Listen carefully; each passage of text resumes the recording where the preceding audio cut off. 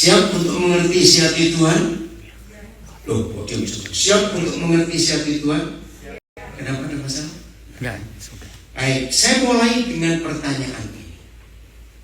Menurut kita semua, sebagai anak-anak Bapa di surga, sebagai murid-murid Tuhan Yesus, hal apa yang paling sulit untuk kita berjalan dan bergaul dengan Bapa di surga? Hal apa yang paling sulit? Ayo sebutkan 5 orang, boleh. Nanti kita akan coba ketemukan. Hal apa yang paling sulit dalam hidup kita sebagai anak-anak Bapa di surga, sebagai murid Tuhan Yesus, dalam perjalanan iman kita? Saya memberi pertanyaan ini karena tadi saya tertarik dengan pembacaan Alkitab dari saudara. 2 Korintus 5 ayat 1 sampai 10. Nah, Pak Robi, saya boleh tanya, siapa memilih ayat ini? Majelis atau yang membaca? Yang membaca. Terima kasih, yang membaca. Oke, dari ayat itu tadi saya menemukan pertanyaan ini. Yang di rumah juga boleh jawab, ya. Yang di Zoom, Instagram, Facebook, ada saudara yang menjaga, nanti dibacakan.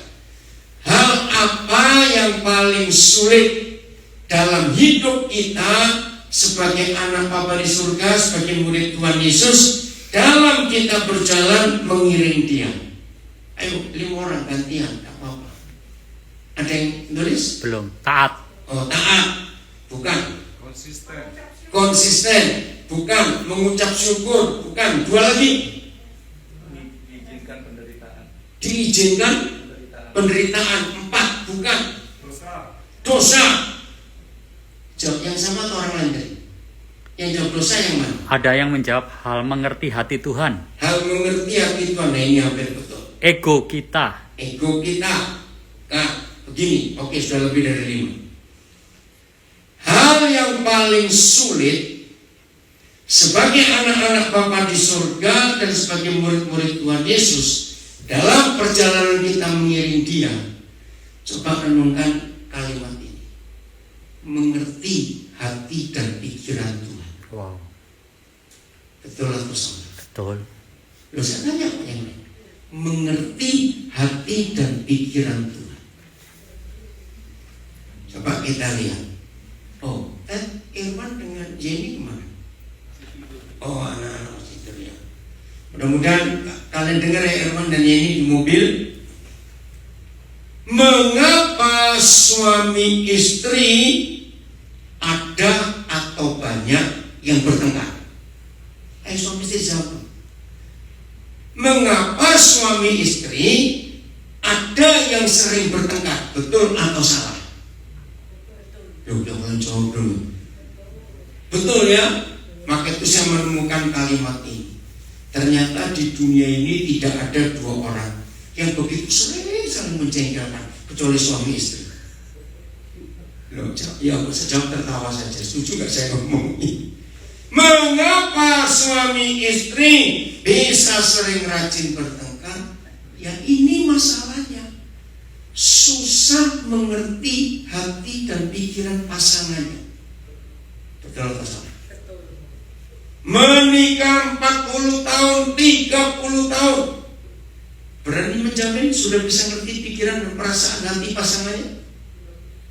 Nggak bisa. Maaf saya ngomong ini, maka itu setan menawarkan perkawinan sejenis.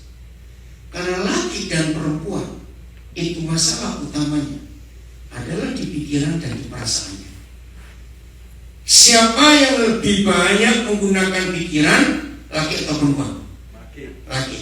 Berarti perempuan lebih banyak menggunakan perasaan. Maka itu kalau orang laki seringkali berkata gini, menurut pendapat saya, menurut pikiran saya, nah itu pasti laki. Kalau perempuan, menurut perasaan saya, nah itu dia. Maka itu kalau ada cowok sensi, kamu kayak cewek, dan itu saja. Betul tidak? Nah, pikiran dengan hati kita jaraknya itu nggak jauh loh. Nggak mungkin 1 kilometer jaraknya, enggak. Jarak yang pendek antara pikiran dengan hati ini sudah jadi masalah dalam hidup pernikahan kita.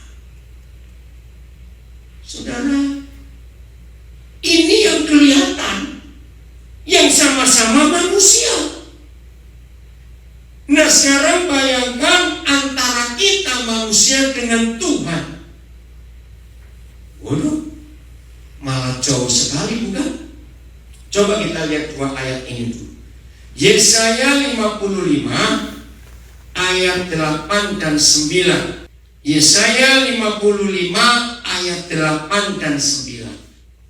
Nah, kiranya hari ini kita menemukan penyebab utama kesulitan-kesulitan kita berjalan bersama dengan Tuhan kita. Karena kita sulit memahami pikiran dan hati Bapa kita. Maka itu diantara lagu-lagu pujian, salah satu lagu doa saya itu Guban Yonatan Pramila. Ajariku mengerti hatimu, memahami pikiranmu. Sejak 2004 pertama kali saya kenal lagu itu, sampai hari ini itu lagu wajib saya lakukan. Yesaya 55 ayat 8 dan 9. Oke. Sebab apanya Tuhan? Ayo, sebab apanya Tuhan cepat? Rancangan Tuhan. Apa kata lain rancangan?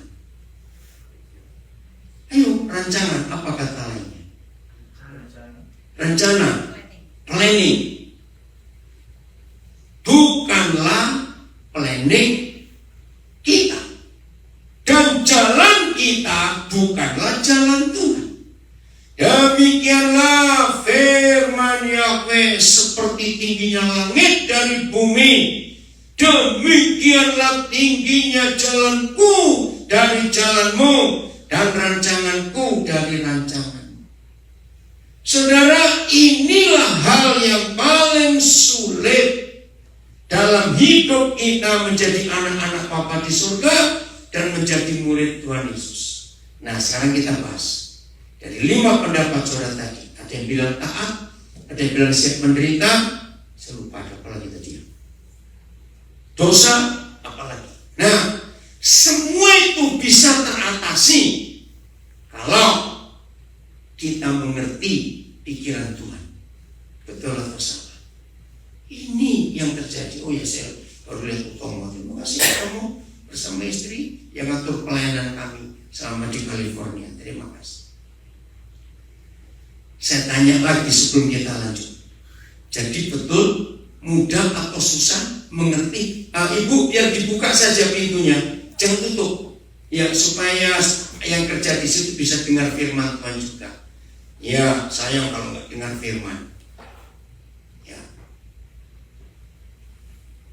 Ini konsep yang kita harus siapkan. Saya buktikan. Kurang lebih 3,5 tahun 12 murid kumpul dengan Tuhan Yesus.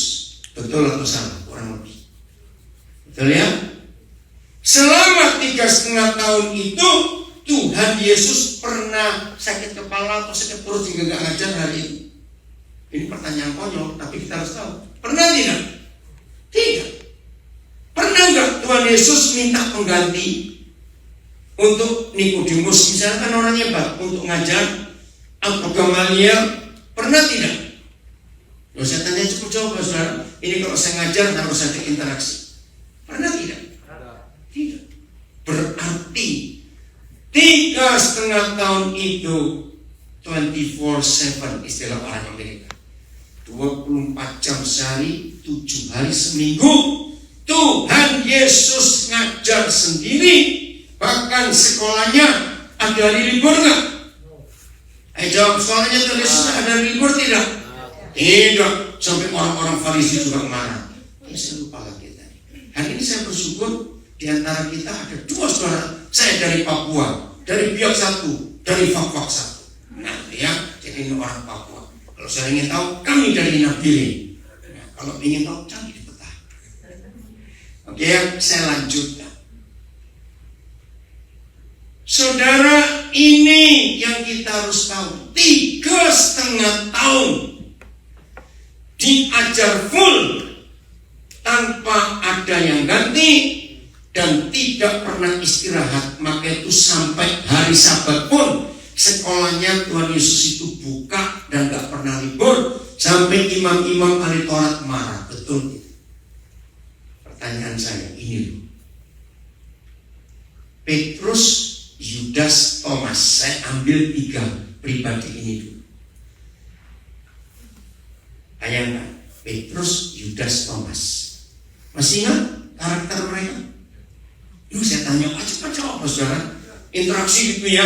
Saya ini kalau khotbah itu mengajar.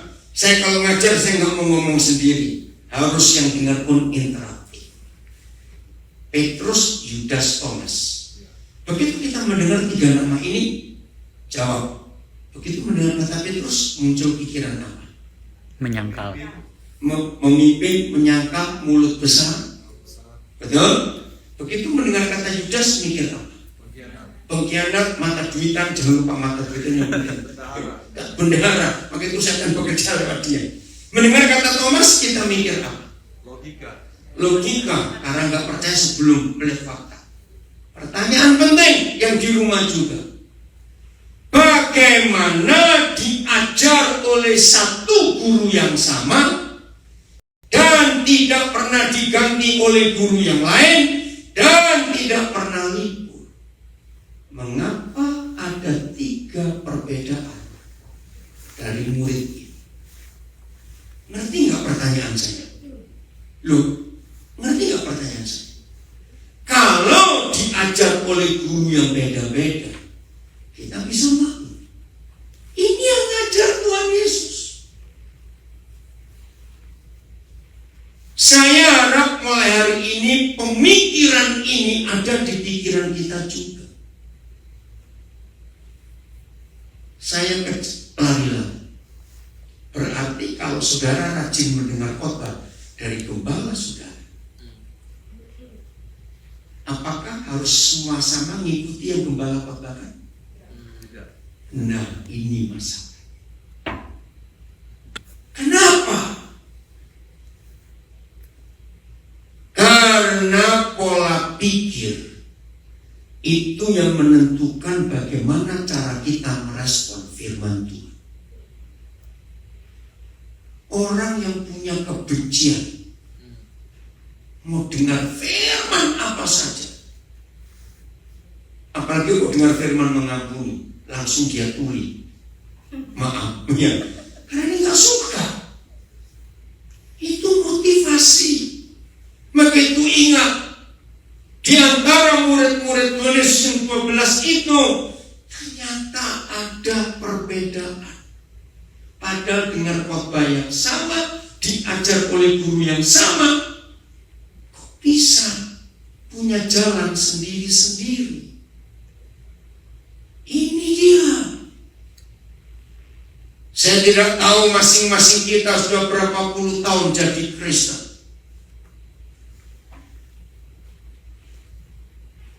20 Agustus kemarin saya mensyukuri 51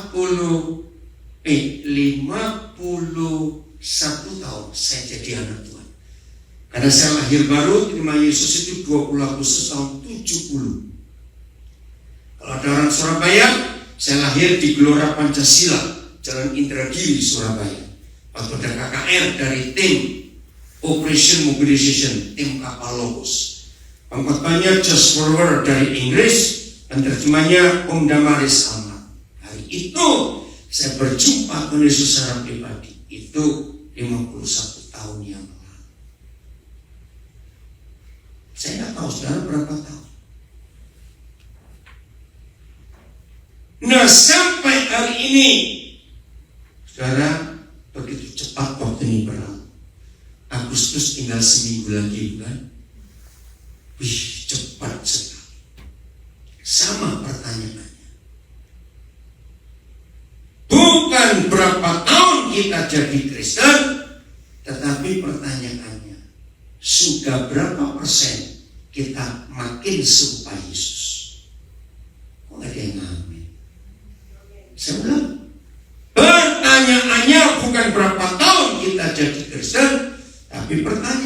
sudah berapa persen kita serupa Yesus. Karena itu target yang Tuhan tetapkan. Jadi target kita, goal kita, destiny kita sama seperti Yesus. Betul? Nah, ini yang kita harus tahu. Cuma ada satu cara supaya kita menjadi serupa dan sama seperti Yesus, yaitu kalau kita memaksa pikiran kita dan jalan kita untuk sama dengan pikiran dan jalan Tuhan. Amin atau aman? Loh, saya tanya, amin atau aman? Kalau kita tidak pernah memaksa jalan-jalan kita dan pikiran kita sama seperti dia, luar biasa. Salah satu pembahasan kami, nah ini bagi saudara supaya tahu, saya ini pelayanan hampir nggak pernah pergi sendiri. Walaupun saya pergi dengan istri saya, tetap ada murid yang saya bawa supaya mereka melihat bagaimana cara hidup kami. Nah, salah satu pembahasan kami yang paling banyak selama perjalanan ini, kami tiba di Amerika itu 18 Juli yang lalu. Dari New York, langsung kami keliling bagian East Coast, lalu kami ke Las Vegas, baru ke LA, California ini. Hari Rabu depan kami akan ke Michigan. Ada retreat gereja Indonesia di sana. Nah, salah satu pembahasan yang paling sering kami diskusikan adalah tentang penggunaan uang. Saya ingin anak-anak saya, murid saya itu belajar bagaimana cara menggunakan uang itu. Nah, ada beberapa di antara mereka yang sulit. Nah, hari ini tolong ya Bapak jawab pertanyaan kalian. Kenapa saya bisa begitu mudah dengan uang? Karena saya memaksa cara saya berpikir tentang uang. Itu saya usahakan seperti Tuhan berpikir tentang uang. Wow, amin. Saudara, selama COVID-19 ada di bumi, salah satu pelajaran penting yang kita terima, uang tidak bisa membeli umur. Sedih orang-orang kaya yang uangnya gak terhitung. Nanti maksud saya, obat-obatan yang mahal, alat-alat untuk bernapas yang mahal tidak bisa menolong. Jadi salah satu pelajaran penting selama pandemi ini ada di dunia, uang bukan jawaban untuk masalah hidup. Betul atau salah kalimatnya? Maka itu betul Tuhan Yesus berkata, apa gunanya orang memiliki seluruh dunia tapi kalau gak bisa menyelamatkan jiwanya sendiri? Ngeri. Maka itu ayo kita paksakan. Siapkan di multimedia 1 Yohanes 3 ayat 2. Ini goal kita, ini destiny kita, ini target hidup kita, bukan ke hal-hal yang lain. Maka itu untuk mencapai target ini, untuk mencapai destiny ini, saudara dan saya tidak ada cara lain, memaksakan pikiran kita untuk kita tundukkan pada pikiran Tuhan. 1 Yohanes 3 ayat 2. Ada satu kalimat yang luar biasa. Saudara-saudaraku yang kekasih, kapan kita adalah anak-anak Tuhan? Baca, kapan kita adalah anak Tuhan? Sekarang. Artinya sejak kita bertobat terima Tuhan Yesus secara pribadi, sejak hari itu kita adalah anak-anak Bapa di surga. Tapi ada kalimat yang aneh. Tetapi bagaimana baca? Ayo baca. Tetapi belum nyata apa keadaan kita nanti. Nah, ini yang aneh. Kontradiksi sekali dengan kata sekarang. Kalau diyakinkan dari kalimat pertama, saudara-saudara yang kekasih, sekarang kita adalah anak-anak Tuhan. Tapi kok jadi mentah lagi? Tapi belum nyata apa keadaan kita nanti. Ternyata saudara, jangan cari di doktrin dan teologi apa saja untuk mengerti ayat ini. Carilah dalam prinsip bayi. Walaupun tidak semua kita punya anak, jadi kita yang gak punya anak pun akan tahu siapa yang setuju pendapat ini. Suatu hari ada teman baik kita, suami istri, punya anak yang pertama. Betul atau salah, wajah bayi itu berubah-berubah. Iya. Aneh ya. Nah, dulu saya pikir dulu ini kan anak yang berapa waktu lalu saya lihat kok bisa lancar. Nah, inilah ayatnya. Walaupun saya dan saudara anak dari orang tua itu, tapi waktu kita masih bayi, wajah bayi bisa berubah-berubah. Tergantung siapa yang dia paling dekat. Maka itu ada kalimat ini, titik koma. Akan tetapi kita tahu. Apa yang kita tahu? Bahwa apabila Kristus menyatakan dirinya, kita akan jadi apa? Ini penting, ini kalimat penting. Kita akan jadi apa yang baca? Sama seperti dia. Saudara, beda nggak mirip dan sama seperti? Ayo, mirip dan sama seperti. Beda atau sama? Beda. Beda. Awal-awal kita menjadi anak Bapa di surga, mungkin kita mirip. Serupa. Tapi waktunya akan tiba. Saudara dan saya harus menjadi sama seperti dia. Sebab kita akan melihat dia dalam keadaan yang sebenarnya. Kepotong itu ayat. Waduh, saya kagum. Kembali seperti anak bayi. Ternyata begini. Saya mudah-mudahan yang gak Jawa akan ngerti juga. Saya mau uraikan kalimat. Akan tetapi kita tahu bahwa apabila Kristus menyatakan dirinya. Begini. Siapa pernah melihat ada bayi atau anak kecil lucu sekali. Terus ini pengalaman saya nggak tahu saudara bagaimana. Begitu anak itu lagi digendong atau lagi tiduran, terus kita ngerti nggak? Loh, saya tanya ngerti nggak itu? Ya, ngerti nggak artinya?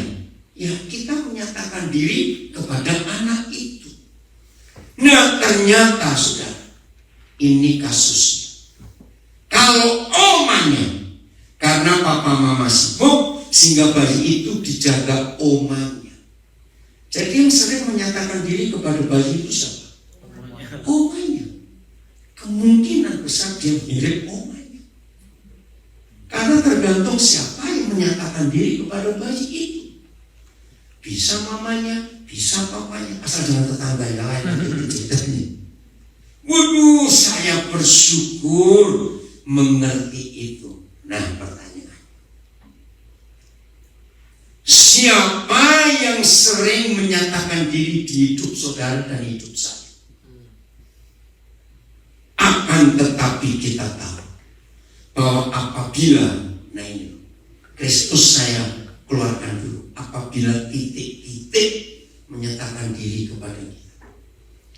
Awal kami menikah, ini istri saya ikut di Instagram. Istri saya Tina Birik, dia nggak tahan kalau keluar jauh pakai masker. Dia ini. Awal kami menikah, istri saya itu ya, salah satu hobi saya, salah satu ya.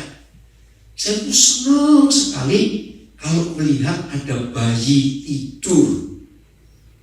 Coba renungkan. Mimik wajahnya. Hampir tidak pernah kita lihat wajah bayi tidur khawatir, alisnya gandeng, terus cemberut. Betul atau tidak? Wajah bayi kalau tidur itu teduh sekali, peaceful. Betul atau salah? Enak gitu kalau melihat. Nah, kira-kira apa bedanya dengan wajah kita tidur? Ya serius saja. Ternyata kalau pacar kita tidur, duit semuanya. Maaf, jangan marah. Duit, terus duit nempel semuanya. Jangan marah ya. Maka itu siapa yang rajin menyatakan diri kepada kita? Maaf. Bisa nggak bitterness, kebencian itu yang sering nongol di hidup kita? Saya tanya, bisa atau tidak? Bisa.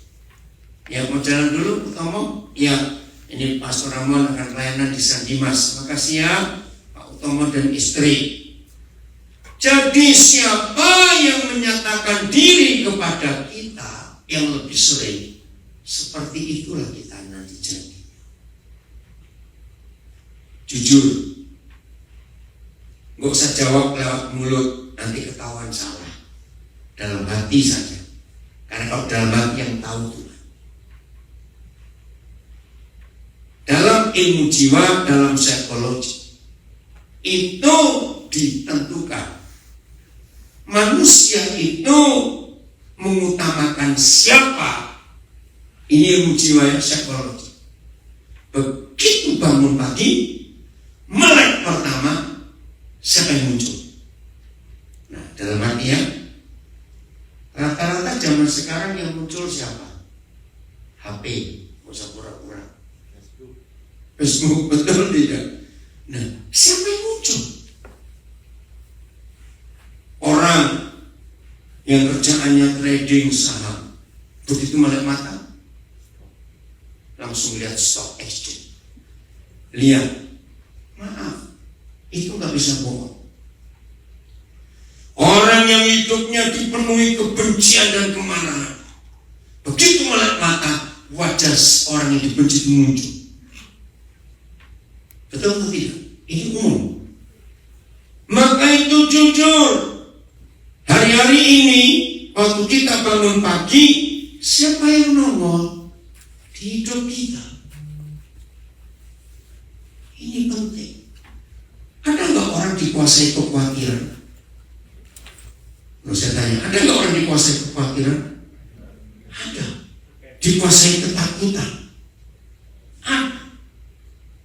Sekarang ya, berita-berita saya nggak tahu kalau saudara di California, tapi kami di Indonesia ditemukan sekian puluh persen orang yang meninggal karena COVID itu bukan karena COVID itu yang membunuh dia, tapi ketakutannya. Betul atau salah? Dan itu terbukti. Kita harus berhati-hati dengan COVID. Kita nggak boleh sembarang, dia ada. Tapi bedakan, takut itu nggak boleh. Hati-hati itu wajib. Nanti nggak perbedaannya ini ya. Maka itu saudara, dalam hidup kita coba periksa apa yang sering nongol di hidup kita. Saya beri contoh lagi suami istri. Salah satu dari dua orang ini hidupnya penuh kekhawatiran, tapi yang satu itu cuek bebek. Ngerti katanya itu? Enggak terpengaruh. Saya tanya, waktu dua orang ini tidur, yang cuek dengan masalah apa saja, terganggu atau tidak dengan pasangannya yang sering khawatir? Nanti nggak pertanyaannya? Lo jawab, terganggu atau tidak? Bisa. Terganggu. Karena orang khawatir itu nggak bisa tidur. Saudara tolong catat, berapa banyak suami istri punya masalah karena yang satu penuh kekhawatiran, yang satu cuek. Yang ada telepon itu ya. Ya. Oh, selamat tinggal Pak. Loh, saya tanya lagi loh, betul atau tidak? Orang yang khawatir, bahkan khawatirnya berlebihan, itu mengganggu pasangannya. Saya lanjutkan. Kalau anak-anak masih kecil, lalu papa atau mamanya sangat khawatir, saya tanya, anak-anak terpengaruh? Jawab, anak-anak terpengaruh tidak? Sama. Karena khawatir itu membuat gelisah. Gelisahnya papa dan gelisahnya mama itu langsung dirasakan oleh anak-anak. Saya berkata, jangan anggap khawatir itu kecil. Tidak. Khawatir itu dosa besar. Loh, masa? Iya. Karena khawatir itu unsurnya tidak percaya kepada Tuhan. Betul atau salah? Masih ingat Markus 16? Yohanes 5? Barang siapa tidak percaya kepada anak itu, dia sudah dihukum. Wih, ngeri sekali. Jadi jangan anggap khawatir itu bukan masalah. Khawatir itu dosa besar. Tolong catat. Khawatir itu bentuknya tidak percaya Tuhan. Khawatir itu bentuknya menghina Tuhan. Khawatir itu bentuknya merendahkan Tuhan. Tolong dicatat. Nah, salah satu penyebab mengapa ada orang yang khawatir, karena pikiran dan hatinya tidak mengenal, tidak sejalan dengan Tuhan. Siapa mengikuti berita 2 hari lalu di Amerika, saya nggak tahu di state mana karena saya belum baca lengkap. Ada istri gembala mega church dengan 5 anak. 2 hari lalu ibu gembala ini bunuh diri. Gempar gereja Amerika. Bayangkan. 5 anak. Istri gembala. Dia juga khotbah. Wih, terpukul jemaatnya. Saudara, lihat. Kenapa? Hamba Tuhan, pengkhotbah, suaminya orang hebat. Aduh, sedih sekali saya mau baca itu kemarin.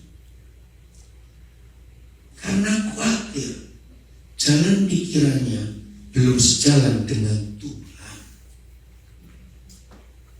Maka itu hari ini kita harus serius untuk memaksakan cara berpikir kita dengan cara berpikir Tuhan.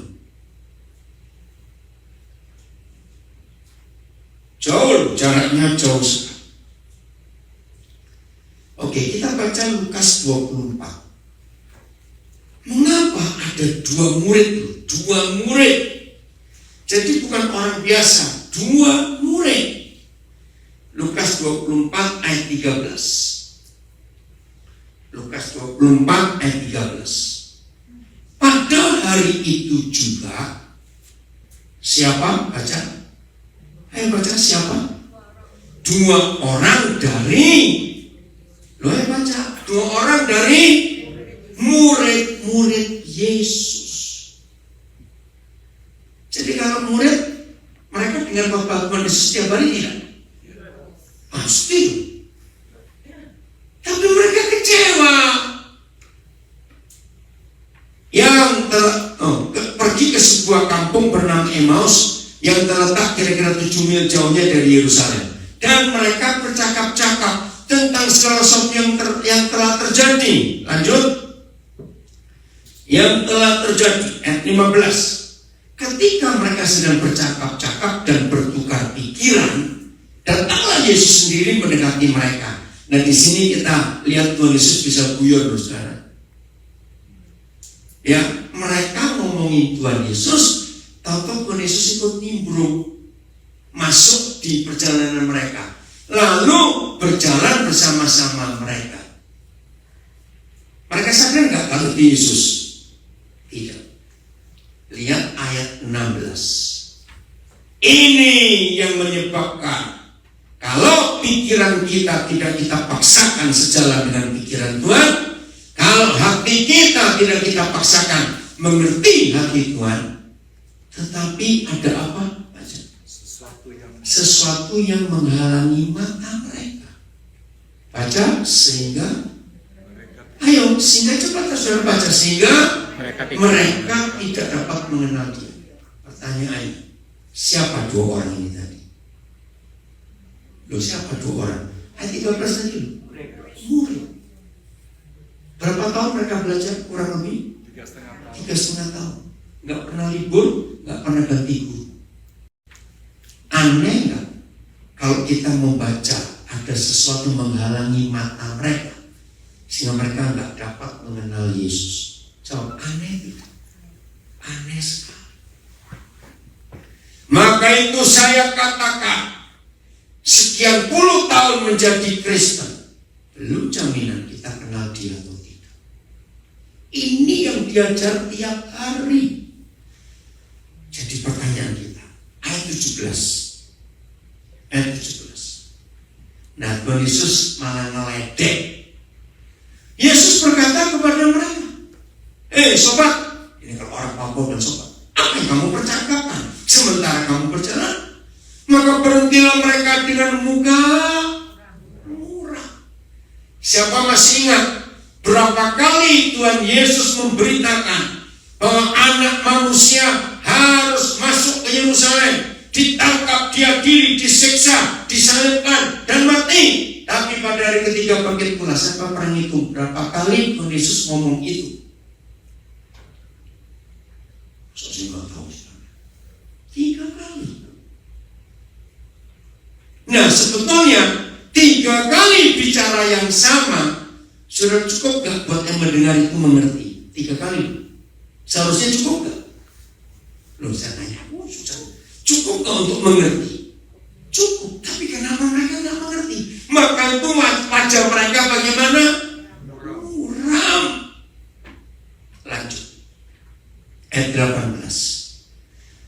Seorang dari mereka namanya Kleopas menjawabnya. Nah, ini pertanyaan bagus. Adakah engkau satu-satunya orang asing di Yerusalem sehingga tidak tahu apa yang terjadi di situ pada hari belakangan ini? Gempar loh saudara. Waktu Yesus bangkit itu gempar Yerusalem. Waktu Yesus ditangkap, diadili, disalib, gempar Yerusalem. Maka itu Kleopas berkata, kamu pakai orang asing aja, nggak dengar ribut-ributnya itu. Lihat ayat 19, Tuhan Yesus bilang 19.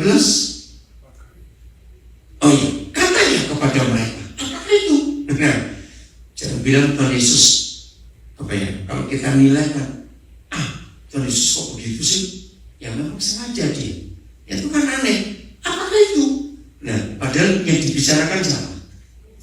Ya dia sendiri. Apakah itu? Jawab mereka, apa yang terjadi dengan Yesus orang Nazaret? Dia adalah seorang nabi. Nah, ini yang salah. Harusnya Tuhan, bukan nabi. Adalah seorang nabi yang berkuasa dalam pekerjaan, dalam perkataan, di hadapan Tuhan dan di depan seluruh bangsa kami. Kalau kita membaca pengakuan mereka, seharusnya sudah cukup hebat mereka tahu kenal Tuhan Yesus. Karena berkata berkuasa dalam pekerjaan, dalam perkataan, di hadapan Tuhan dan di dalam seluruh bangsa kami, harusnya hebat. Tapi kenapa dia menutupi mata mereka? Lanjut ayat 20. Tetapi imam-imam kepala dan pemimpin-pemimpin kami telah menyerahkan dia untuk dihukum mati, dan mereka telah menyalibkannya. 21. Padahal nah ini loh, ini konsep yang salah di pikiran hampir semua murid-murid Tuhan Yesus selama 3,5 tahun. Maka itu perlu kita tanyakan dalam hidup kita. Apa motivasi kita percaya dia? Padahal, baca 1, 2, 3.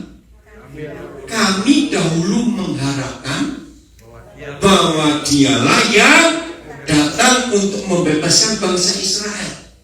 Tetapi, ayo baca. Tetapi sementara itu telah 3 hari semuanya terjadi. Nah ini, ternyata di benak mereka Yesus itu harus melepaskan Israel dari penjajahan Romawi. dan membentuk negara sendiri.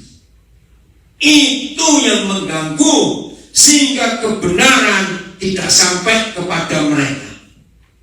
Berarti jalan pikiran mereka dengan jalan pikiran Papa Surgawi sama atau beda? Beda. Saudara, ini masalahnya. Maka itu mari kita jujur, apa yang memotivasi saudara dan saya tetap percaya dia sampai hari ini.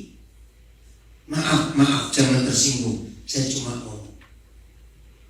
Ini berapa tahun yang lalu, ya, bukan setelah pemerintahan Trump, sebelum.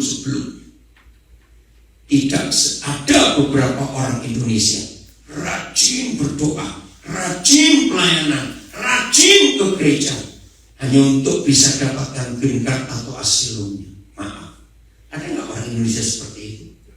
Ada. Dan itu wajar.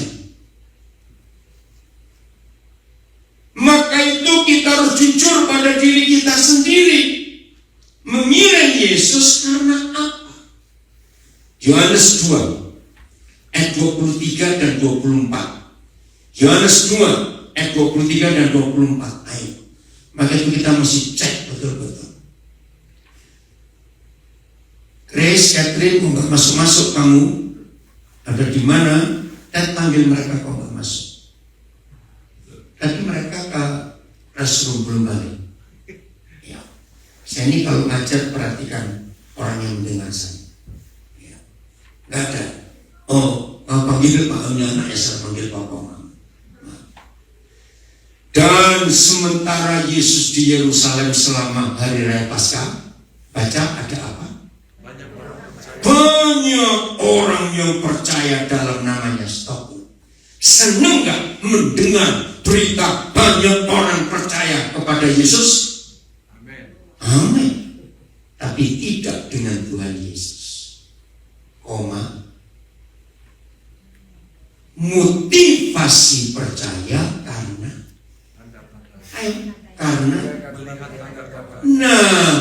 mereka percaya Yesus motivasinya karena ingin dapat makan gratis. Kan begitu ikut Yesus. Dan itu yang Yesus nggak suka. Ayat 24 ini penting.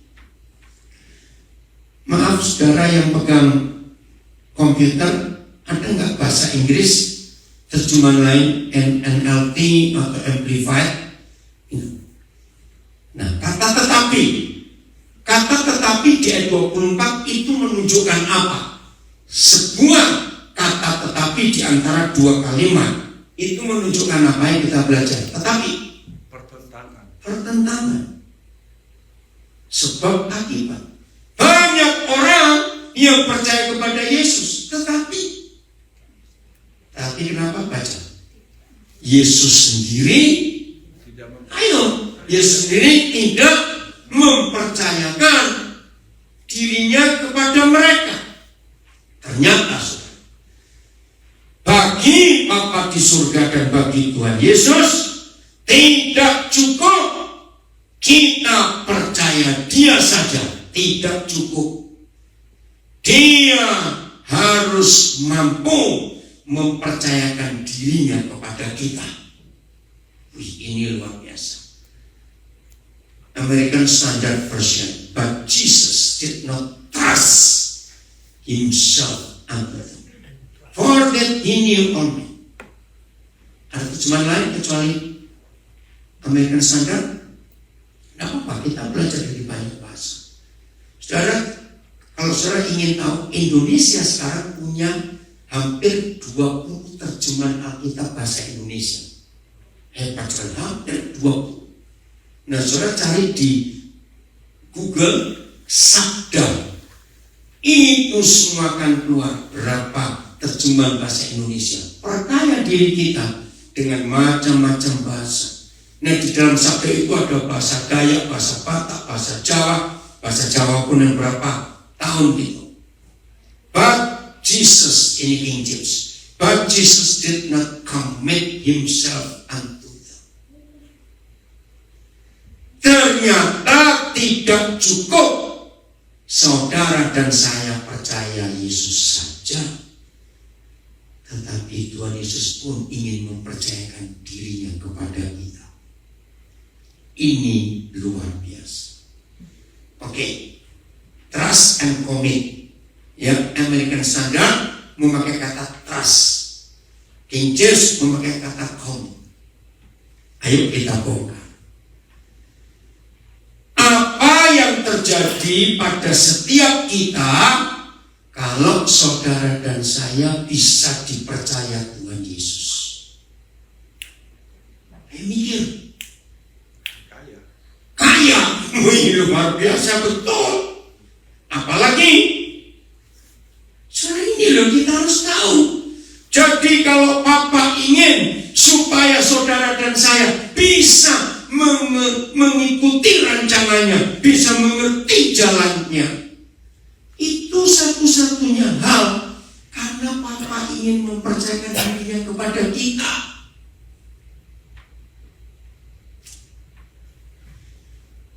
Tahun 80-an, waktu saya masih sering, ya sebelum saya dipindah ke Papua, begitu seringnya saya ke Amerika, setahun bisa 5-6 kali.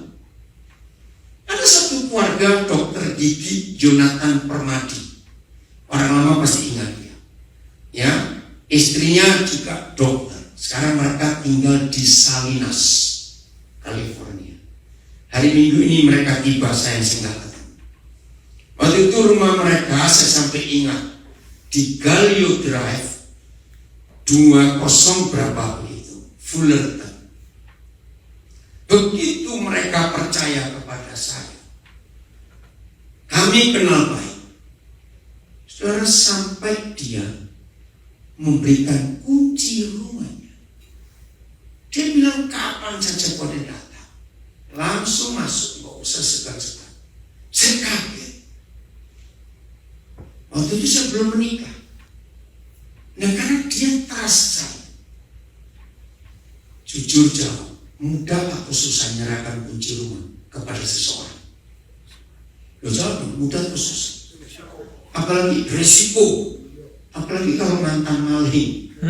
Maaf ya, lo ngerti nggak ilustrasi? Nah, ketika saya diserai kunci itu, tapi rumah itu sudah dijual, nah mereka pindah. Saya bersyukur kepada Tuhan. Begitu pula waktu saya lama di Eropa, warga yang di Alabama namanya Iwan Pangalila. Mereka punya rumah di Delft, di Jalan Minoter berapa?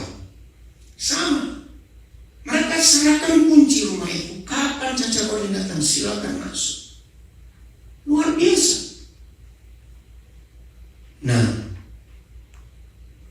pertanyaannya ini, kapan Tuhan Yesus berani mempercayakan dirinya kepada kita? Maka itu tadi Bujat langsung jawab, kaya, betul. Saudara dan saya akan dipercaya. Nah, penyebabnya apa? Kembali ke ayat 24 Yohanes 2. Ini penyebabnya. Mengapa banyak orang percaya dia, tapi dia gak bisa mempercayakan dirinya kepada orang banyak itu? Kalimat terakhir, ayat 24. Ya, mana? Ya, karena ia mengenal mereka semua.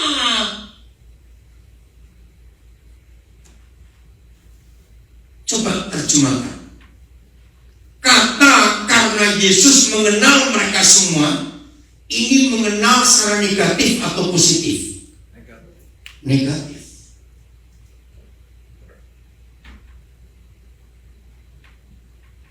Abraham dan Musa adalah dua pribadi di perjanjian lama yang disebut sahabatnya Tuhan. Tuhan menyebut, bukan mereka. Maka itu Israel Yudan mengubah lagu I'm a friend of God. Pertanyaannya sudah, mengapa dia tidak bisa mempercayai dirinya kepada orang yang percaya dia? Berarti orang-orang ini pikirannya dan hatinya sejalan nggak dengan pikiran hati Tuhan? Lo jawab, sejalan nggak? Tidak.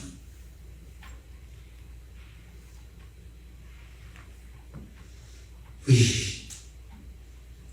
Menjadi Kristen baik, setia Sunday service baik, setia pelayanan baik. Tapi yang Tuhan cari, kapan dia bisa mempercayakan dirinya kepada kita? Ini luar biasa. Kembali ke Lukas 24 bagian terakhir ini. Tadi ayat berapa? Ayat 20 ya? 20 atau 21? Lukas 24 tadi. Oh ya, sekarang ayat tadi 21. Lukas 4 tadi 21 berbunyi demikian. Padahal kami dahulu mengharapkan bahwa dialah yang datang untuk membebaskan bangsa Israel. Tetapi sementara itu telah 3 kali sejak semuanya terjadi. Ayat 22. Tetapi beberapa perempuan, murid-murid perempuan, yang pertama Maria Magdalena, yang kedua Maria Ibu Yesus bersama murid perempuan yang lain. Tetapi beberapa perempuan dari kalangan kami telah mengejutkan kami. Pagi-pagi buta mereka telah pergi ke kubur. Lanjut. Dan tidak menemukan mayatnya. Lalu mereka datang dengan berita bahwa telah kelihatan kepada mereka malaikat-malaikat yang mengatakan bahwa Yesus hidup. Malaikat-malaikat, kok bisa? Padahal mengatakan dia hidup, dia Yesus sendiri. Sampai 3 kali. Ini loh masalahnya, saudara. Apa yang membutakan mata kita? Maaf, jangan tersinggung. Jangan tersinggung, saya cuma bicara. Biasanya namanya manusia. Biasanya loh ya. Kalau saudara bukan gitu, kok usah marah. Saya kembali kepada beberapa saudara kita yang tahun 80-an, 90-an mengharapkan dapat green card, dapat asylum. Mereka setia beribadah. Biasanya. Begitu dapat, mereka tetap rajin atau mulai malas-malas. Maaf, saya cuma tanya. Ngilang. Maaf loh, itu manusia. Loh betul tidak? Itu manusia. Maka itu motivasi kita percaya dia harus tahu untuk apa.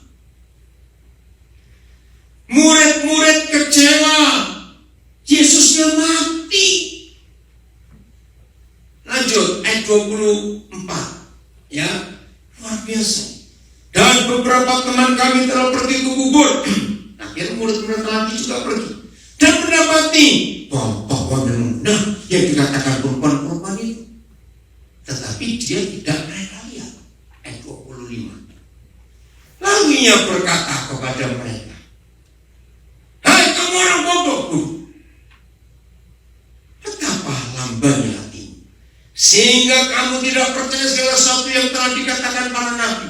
Bukankah Mesias harus menderita semuanya itu untuk masuk ke dalam kemuliaannya?"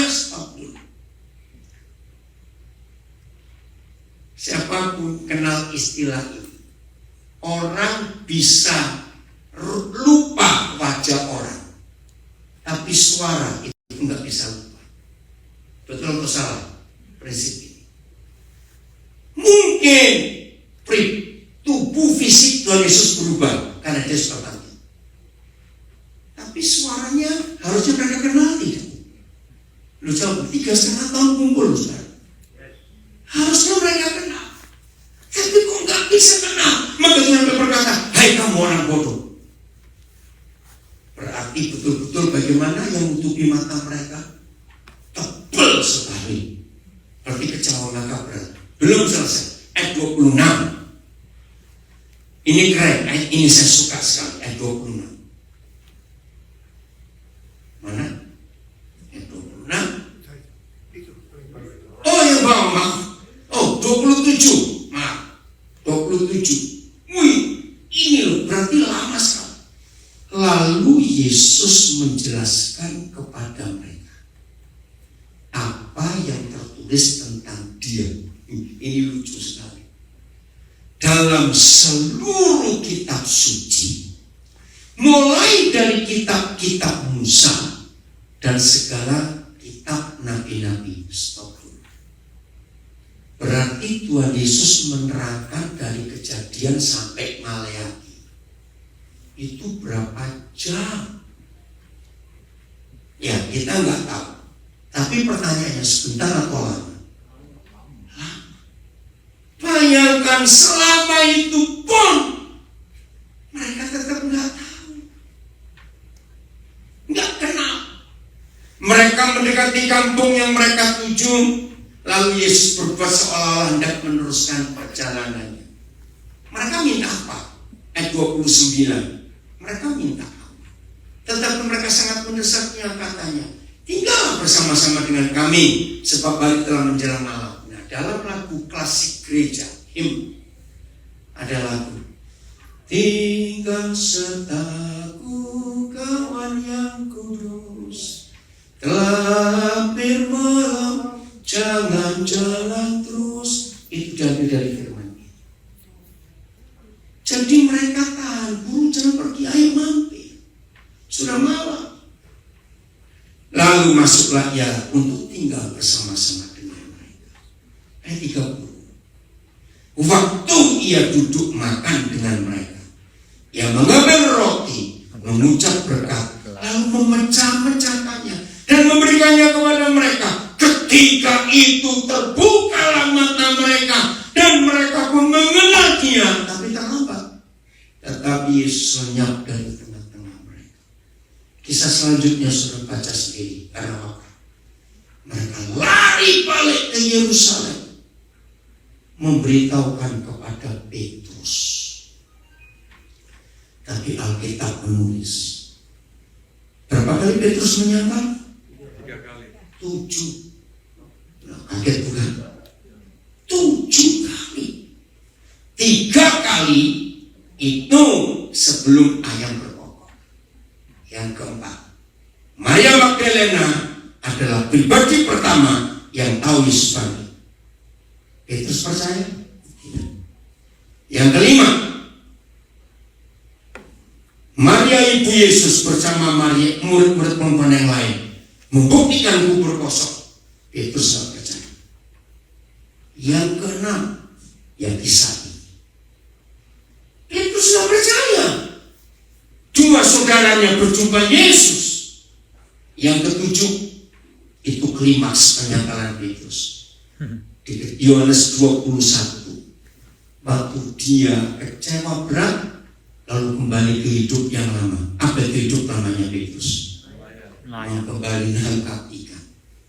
Nah, berarti dia nggak jujur. Kalau sudah baca Lukas 5, dia berkata gini, setelah lihat mujizat, aku tinggalkan semuanya dan aku ikut engkau. Maka kata Tuhan Yesus, mulai sekarang aku jadikan kamu penjala manusia. penjala manusia, bukan penjala ikan.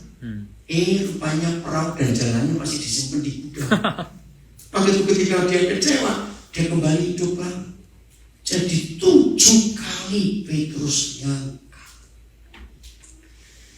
Tapi baiknya Tuhan Yesus, ketika dia bertemu Petrus, ketika Petrus berjumpa Yesus pertama kali di pinggir danau pagi-pagi itu, masih ingat?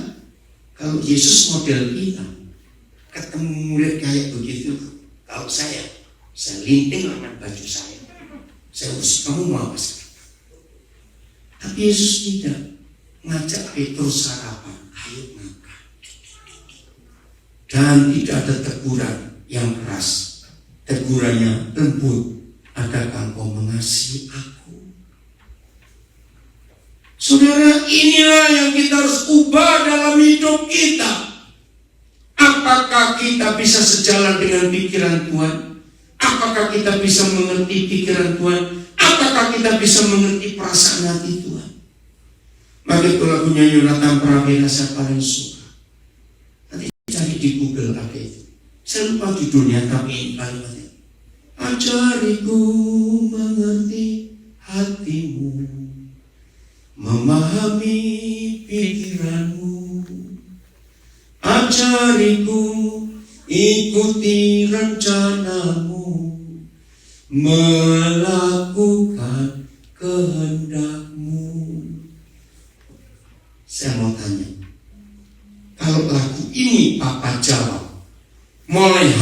ini saudara dan saya mengerti hati dan pikiran Tuhan. Kira-kira Tuhan Yesus dan Bapa di surga akan dipermuliakan nggak lewat hidup kita? Pasti.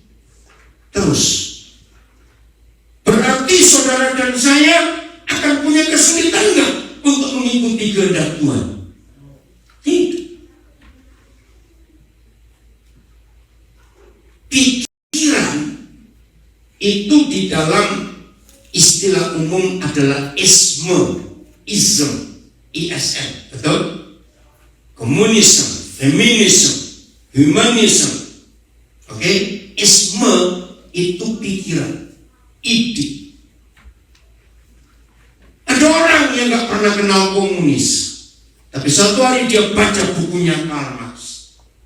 Kalau orang itu terima tentang komunis, lalu dia ikuti, wajar atau tidak?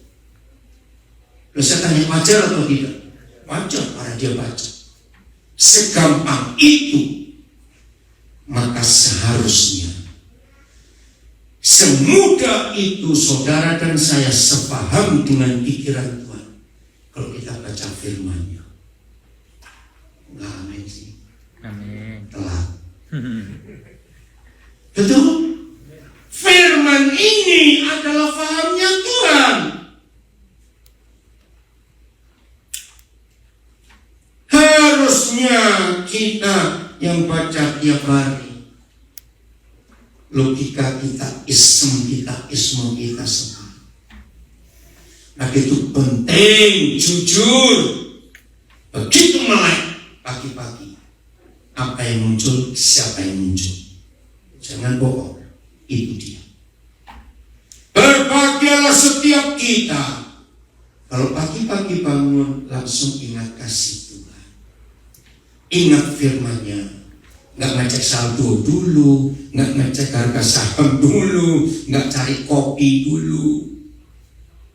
Amin. Bisa itu terjadi? Loh, saya tanya, kok bisa terjadi? Harus bisa, supaya kita sepaham dengan Dia.